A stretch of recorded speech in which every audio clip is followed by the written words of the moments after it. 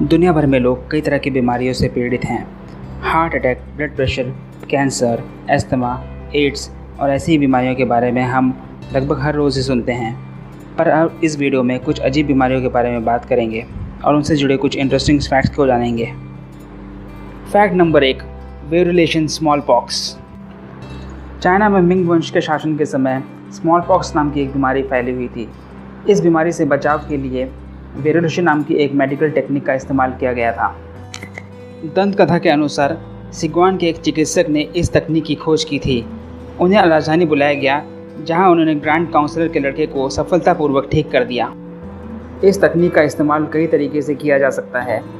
एक तरीके में स्मॉल पॉक्स के पस से जीवाणु लेकर उस व्यक्ति के नाक में ठूंस दिया जाता है, जिसे स्मॉल पॉक्स के अगेंस्ट इम्यून करना होता था।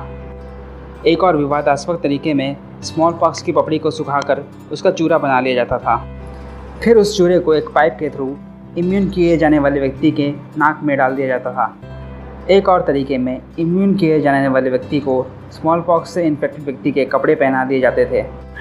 चाहे कोई भी तरीका हो, रिसीवर व्यक्ति को कुछ समय बाद हल्का सा बुखार आ जाता था और वह स्मॉल पॉक्स के वायरस के अगेंस्ट इम्यून हो जाता था। कभी कभार इस तकनीक से कुछ मौतें भी हो जाती थीं, खास तौर पे अगर डोनर व्यक्ति स्मॉल पॉक्स से गंभीर रूप से ग्रस्त हो। इस तकनीक का इस्तेमाल अफ्रीका और मिडिल ईस्ट के कुछ देशों में भी किया जाता था। इस तकनीक को अब कई देशों में बैन कर दिया गया है। Fact number 2, प्रायन disease, Papua New Guinea.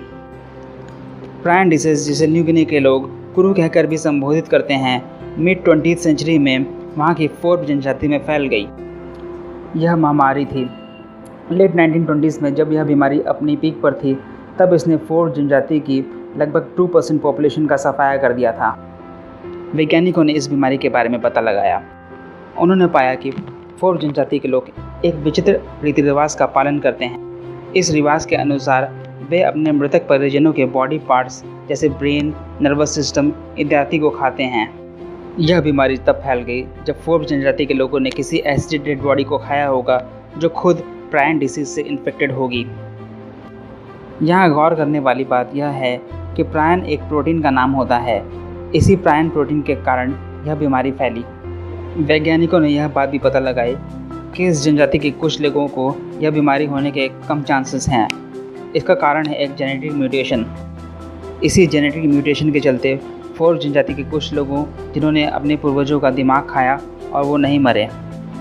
Fact number 3, scurvy. Hippocrates नाम के एक ग्रीक फिजिशियन ने सबसे पहले स्कर्वी नाम की बीमारी को मेडिकल रिकॉर्ड्स में दर्ज करवाया। इजिप्शियंस ने 1550 BC में इस बीमारी का जिक्र किया था। इतने प्राचीन समय से इस बात का पता चल गया था कि स्कर्वी नाम की एक ऐसी बीमारी होती है जिसे विटामिन सी से भरपूर फ्रूट्स का कंजम्पशन करके ठीक किया जा सकता है। पर इस फैक्ट को 20वीं सदी की शुरुआत में बार बार भुलाया गया और फिर रीडिस्कवर किया गया। 1497 में वास्को डी गामा के अंडर जो जहाज़ी बेड़ा समुद्री यात्रा पर चला, उसे भी इस बीमारी के बारे में मालूम था।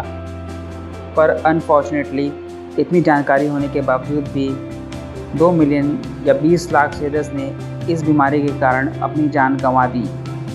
इसके 2 मुख्य कारण हैं।